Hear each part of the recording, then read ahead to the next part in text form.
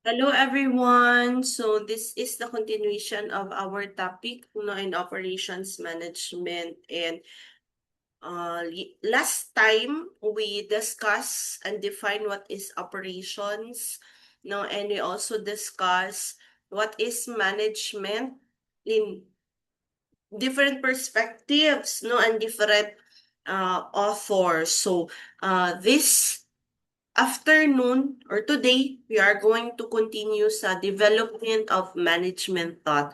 So, the management, as we all know it today and how we define it today, is not what it is, many years ago. So, the development of management is divided into two categories, no, the classical and neoclassical. So sa classical, there are many theorists, people individual, no, who contributed, no, and we are going to discuss these theories, and these theories are considered as traditional oldest concepts of management. And then at the same time, neoclassical is the new, and nandito na ang contribution of the human element, no?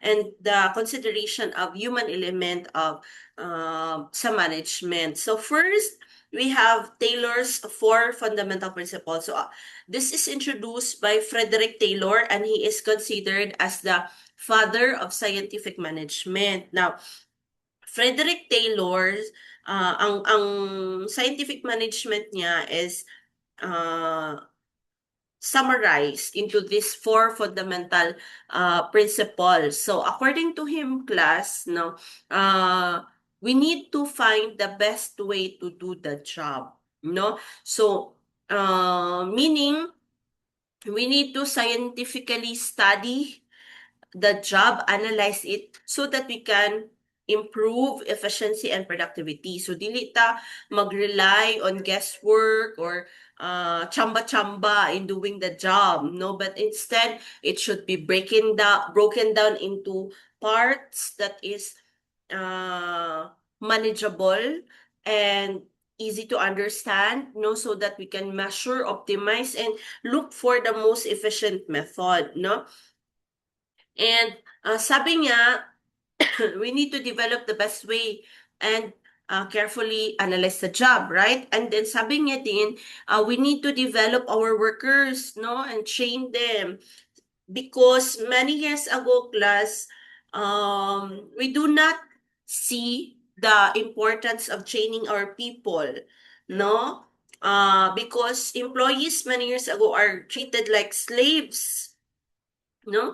So, wala na to sila ginahatagan ng opportunity to grow and develop themselves, no?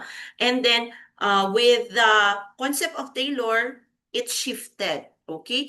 And then provide a culture between managers and workers wherein there is guidance. So nagkaroon na ng relationship, nagkaroon na ng guidance from manager to its worker to improve the process daw, no? And it paved the way for that relationship between the manager and its workers, because many years ago, no, there is a huge gap, no, in terms of um leadership, no? So wala kaayo gina-mind sa leaders ang iyahang workers, no? So wala tan-aw ang iyahang progress, how they develop, no? And then wala na to sila gina-guide, no?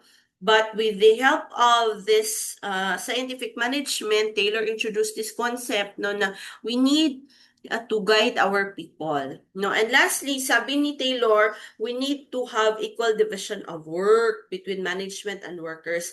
Once an individual is given the authority, no, dapat naapot siya responsibility to carry out the job in the best way, one best way possible, no? So that's the only way that we can continuously improve daw, according to Frederick Taylor. And I agree to this class, no? Kay imagine if ang work is done by few individuals only, no? So it become kanang bukat, heavy for that person. But if we equally divide the work between the management and its workers, it become easy. Maiwasan pud nato ang bottleneck, no? So the second theory is introduced by Frank and Lillian Gilbert, the lean production. So this is a uh, development from the concept that was introduced by Taylor. So, ang similarity between Gilbert and Taylor is that they agree that there should be a one best way or standard way to do a job. However, according to Gilbert, according to Frank and Lillian, the best way is not the end result, but it is a starting point, no? Because ang sabi kasi ni Frederick Taylor, ano na daw siya, kanang end of the process. However, according to Gilbert and to the Gilberts, this is just a ano daw, starting point for further improvement, no? Next is the Henry Fayol's 14 principle of management. I think you are now familiar with this one, no? Because kapila naman siguro na to ni na encounter. So according to Henry Fayol, these principles must be adapted, no, and kept by management so that there is efficiency, productivity in the organization. Una, division of work. Unsay bot pasabot ani, the work should be divided, no, into smaller, mas gagmay, broken down into mas gagmay manageable nga task. No, para sa kung gingon ka ganina, if it is manageable, smaller, no, it become easier and easy to manage by everyone. Another is uh, authority and responsibility. So unsay bud pasabot ani guys. So if we give if naatay authority to give orders, naapot tay responsibility so for whatever will be the result, no? So if you are given a task, no, na assignan sa imuha, you have the authority to perform the job, no, in your own autonomy, no, but at the same time you are responsible for whatever will be the result. And also we have discipline. So there is a need for everyone to follow the rules, no, and mag-respect sa authority of people who ensure that there is order, no, there is no confusion, there is a policy that we need to follow, no. So discipline is one principle of management according to Henry Fayol that should be evident. Okay, so next is unity of direction or unity of command also. So unity of command is that dapat employees must receive uh, one tawag nito, uh,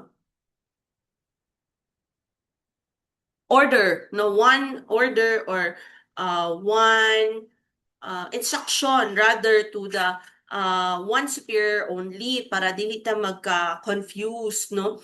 And unity of direction means that dapat we have the same objective, we have the same padulngan, no? And it can be seen through ano na to class, our vision or mission that we put into place, no? So para po magkaroon ta ng unity of direction, dili po ta magsigig change atong direction, no?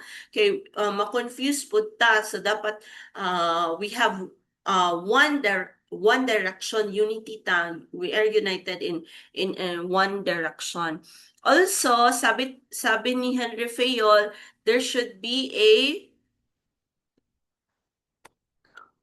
subordination of individual interest to general interest. So what does it mean? We must look into the interest. Ilahin na to ba? No, ang what is the interest of the organization than our own or personal interest. And mas maayo if the organization's interest come first before any personal interest. Okay, next is remuneration. Remuneration is a form of pay, no? So, we need to remunerate, compensate, provide fair and adequate compensation to the individuals, to our employees, who work with us, no? Kasi syempre, they give their talents, their time, to do the work. So we need to remunerate them. And then we also have centralization, the degree of centralization. Now, this one naman is the organization need to determine kung unsa ang degree of centralization nila. Centralized ba or decentralized ba ang ilahang decision making? Is there a balance between the decision from top to its lower level na employees, frontline employees, or decentralized bata that we allow our employees to have authority, autonomy on certain matters, no? Yun na. And also, we have scalar chain. No? So, scalar chain is a clear line of authority. Kinsa man ang nasa itaas, kinsa ang nasa middle or at the bottom of the chain of command. Now, scalar chain class, asa na to ni makita? Makita na to ni sa organizational structure. No? Dito na to ma-define asa ang naay who reports to whom. No? And kinsa ang imuhang under you, no? Also, order. So, order means there should be right place and a right time for everyone, no? And kanipod class is that ma-achieve put nato ni if we follow the discipline, no, which is following the rules, no. So there should be order, wala tay chaos, no, according to Henry Fayol dapat in inside the organization. Also equity. So unsay but pasabot ani, we need to treat everyone fairly, no, and with respect, no. So that's it. That's how simple it is. We need to respect everyone with fairness and with respect, no, equity. Also, stability of tenure. Unsa man ni siya? This is also called job security. No? So dapat dili makulbaan ang imong employee kay basi matanggalan na siya trabaho anytime soon, no? So dili dapat ingon ana. So uh, dapat naa sila job security para unsa may purpose ani so that mag-improve ang ilahang performance, maging loyal sila sa organization kay magstay with sila, no? Yun ana. Another is initiative. So initiative is unsa man, everyone is encouraged nga mag-take action, mag-share og ideas, no? Without even without people or leaders that is looking at them, no? So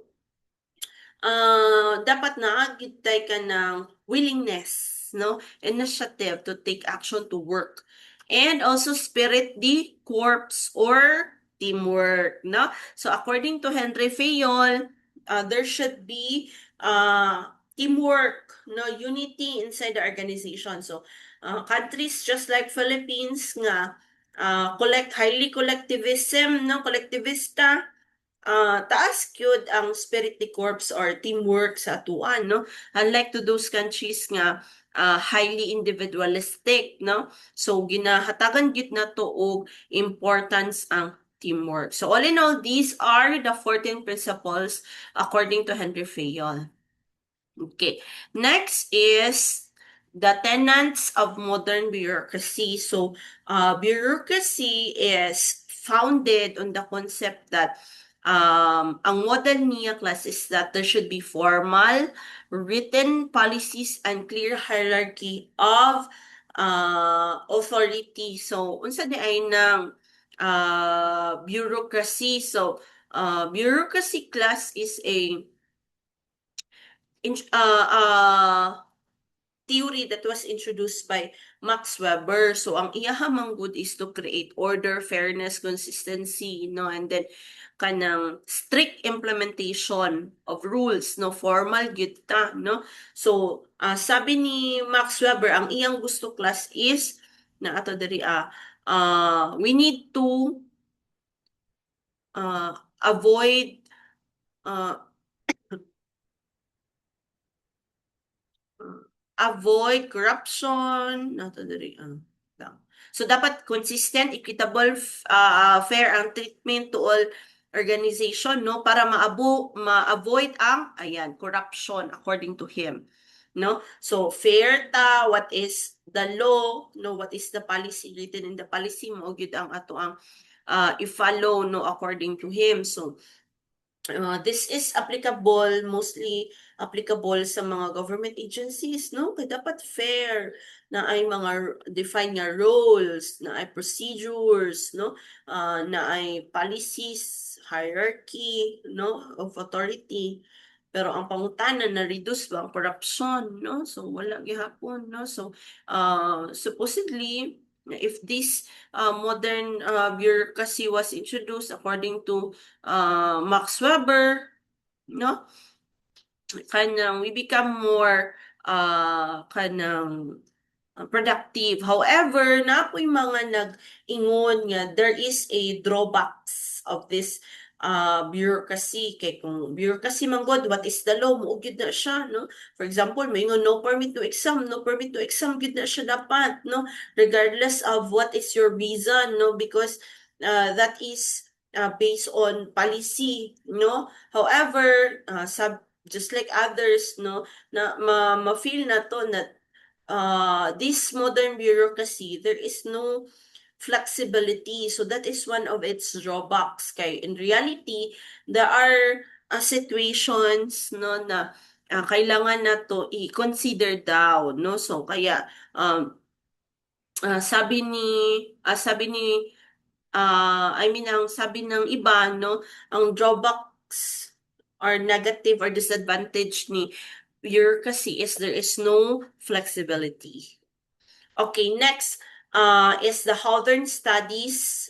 So, the birth of the neoclassical. So, humanata sa classical, no, sa old or traditional school of thought. So, karon is naanata sa neoclassical theory. So, in these theories nga akong i-introduce, no, class is dirian na nakita ang human element in the workplace, dirian na nagsugod ang human element. So Hawthorne studies is a study that was conducted by Elton Mayo. So unsa di ay ang nahitabuan ni class? So ang nahitabo is that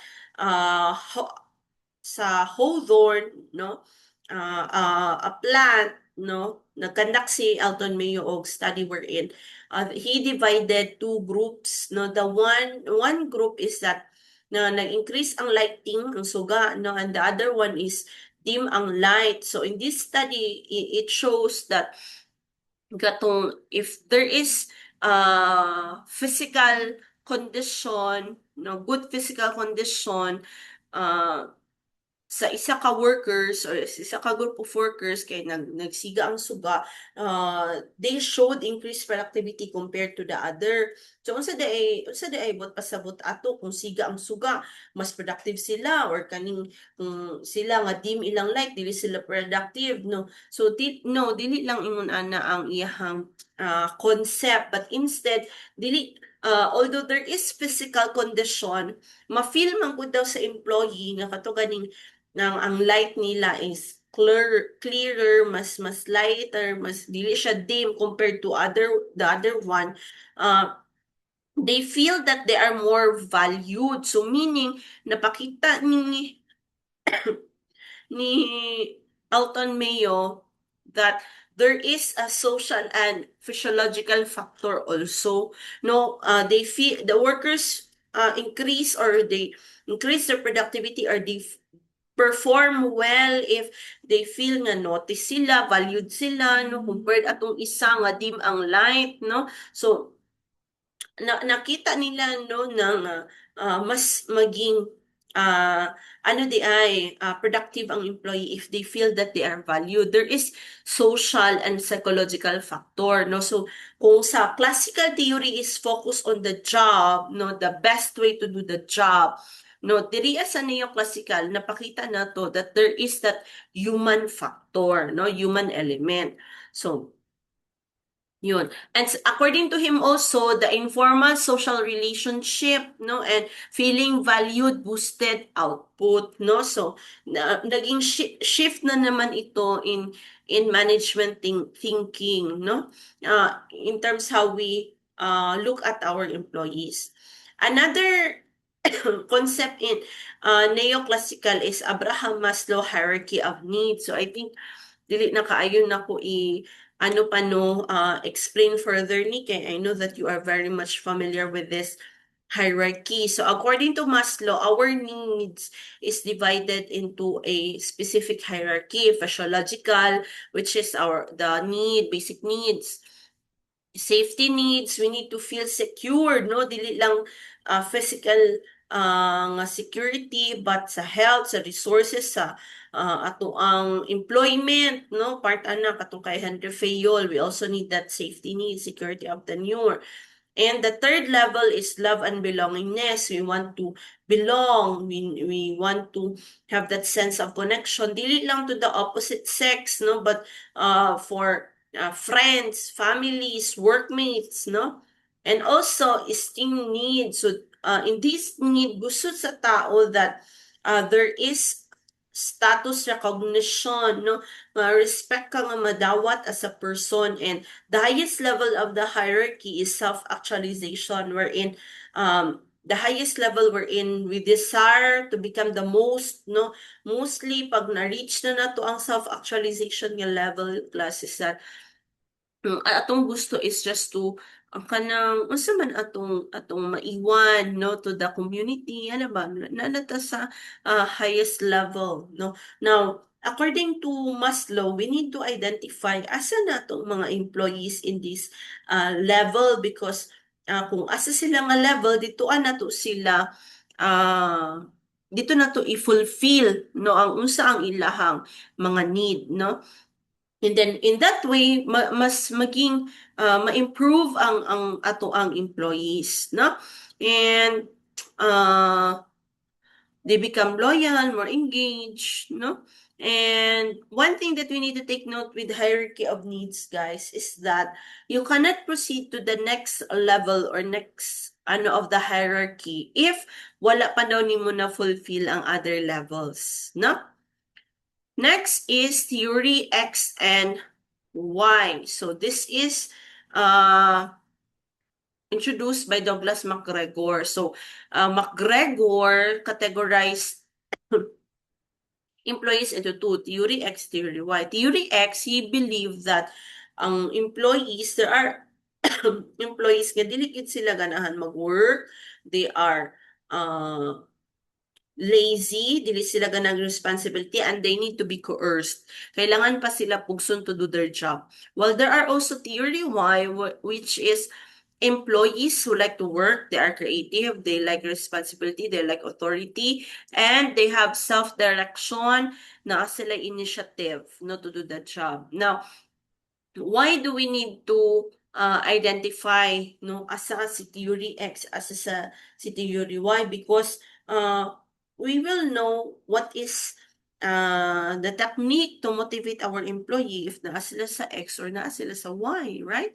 So meaning possible this theory X, kailangan pa nato sila stick and carrot, no? Kailangan nato sila hatagan og recognition, or ato silang punish, no? Kailangan man nato sila i-coerce. And theory Y, we give them more opportunities for improvement, hatagan nato sila og kanang maayo na career planning, although everyone no should have that good career planning no. And the question now is asa ba ta no kita individually, personally, asa man ta, theory X ta, theory Y, no. So yun, next is the two-factor principle or two-factor theory according to Frederick Herzberg. So according to Herzberg, ang satisfaction natay mga factors. So una is motivator factor. So kani nga mga factor increases job satisfaction. So if naani silang mga factors, it will increase your job satisfaction. On the other hand, according to Hertzberg, kaning hygiene factor, if wala ni siya, it will dissatisfy employees. So, una, motivator factors. So, motivator factors are achievement, recognition, responsibility, work, advancement, personal growth. So, if naani siya, it will improve your satisfaction. And sa other hand, hygiene factor, if wala ni siya, in absence of this one, it will decrease your satisfaction. No? And decreases job satisfaction. So, kunwari, good ang working condition, dili ka ma-dissatisfy, gwapo ang wage or salary, dili ka ma-dissatisfy, no? So on and so forth. Okay, so that's it. Thank you everyone for listening, and I'll see you on the next topic.